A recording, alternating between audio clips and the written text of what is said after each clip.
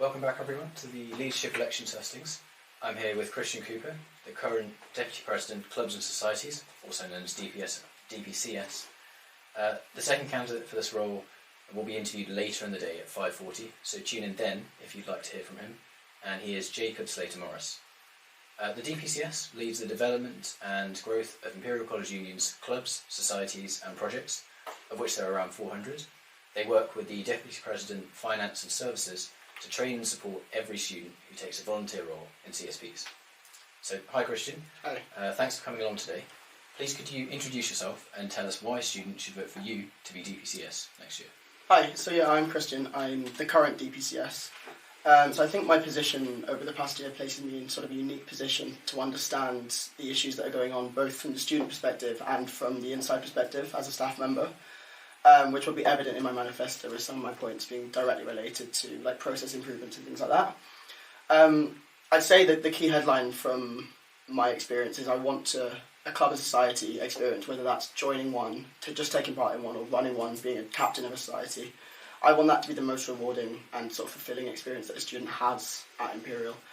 For me, that was certainly the case, being a member of the hockey club and then running as sports chair for 2 years, and now my current role. It's definitely the most rewarding and fulfilling thing I've ever done. And I kind of want to make sure that that's the case for everyone, which I know at the moment it's not. So my manifesto focuses around improving that experience on both a student level and a committee member level, no matter what your experience with society is.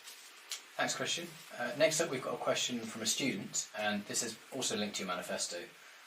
How do you plan on improving the performance of key union services, such as events and trip approval? Yeah, so firstly I suppose I want to say that we know events and trips are an issue, as is the activities inbox, and that the staff team at the moment is working incredibly hard fulfilling all of these requests. The issue really is one of resource, so my attack on it next year will be in a couple of elements. So firstly we'll look at process review, which is in its very early stages at the moment. And in that process review, we'll map out every single thing we do, why we do it and how we do it. And then we'll take a step back and say, right, are we doing it the correct way? And what can we do to improve it efficiency-wise? There's sort of a triangle whenever you're managing things, which is people, time and money. Money's fixed.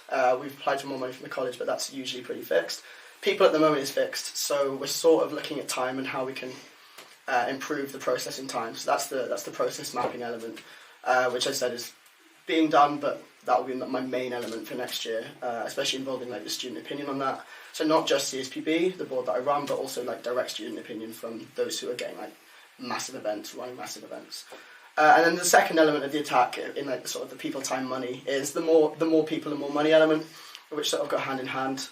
So once we've reviewed all the processes, my aim will be to ensure that we actually have more staff to fulfil those processes, because as I said, the staff team at the moment is working at their absolute hardest. There just simply isn't enough resource to be processing all these things. In summary, I suppose, get more staff resource and time and money put into processing things, and then review the process itself and ensure that it's actually the most efficient way to do it. So just following on from that, you said you want to get more staff resources. How would you go about doing that practically? So we've already began doing this. So the union is in the process of its block grant negotiations with the college. So our current block grant, which is the money the college provides to the union, in the past it's been over a 3-year period to run our core services. We're currently renegotiating that, and in that one of our highest priority, in fact our highest priority, is ensuring that there's enough resource in membership services in general, which is the services that the union provides to students, rather than what the union does commercially or support-wise. Okay, thank you. So next thing, you say in your manifesto that you'd like to improve communication and transparency from the union to CSPs about processes and updates.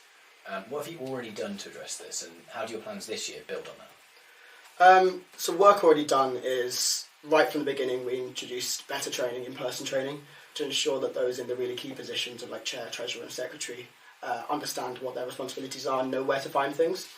And then we built upon that, we've updated some of the web pages, and the key thing that's changed is the Student Activities newsletter has become much more process-based and much more update-based, rather than in the past it had a habit of being a commentary from previous DPCSs or from the Student Activities team, or just from students who wanted to contribute. And we saw that that's actually the role that the all student newsletter is used for to provide updates to events, etc., and that the student activities newsletter has been refocused and made much more succinct in terms of delivering those key deadlines and process updates. But then in terms of next year, we've already said started reviewing our processes, and as part of that, the communication is one of them. The key change we're looking to make is to centralise all of our training resources into one hub. Previously, this was done on the activities, and that was obviously deemed recently as not being up to scratch for the training. So some of the articles over the past couple of years before I was here were moved onto the website. The aim is to bring all of them back into a central space. Where exactly that might sit right now is unclear, but that'll be one of the first things I work on, even in my current tenure over the summer. Before my tenure's up, that's something I'm going to be working on to ensure that that handover and that information hub is all in one place. Okay, thank you, Christian. Thanks for your time.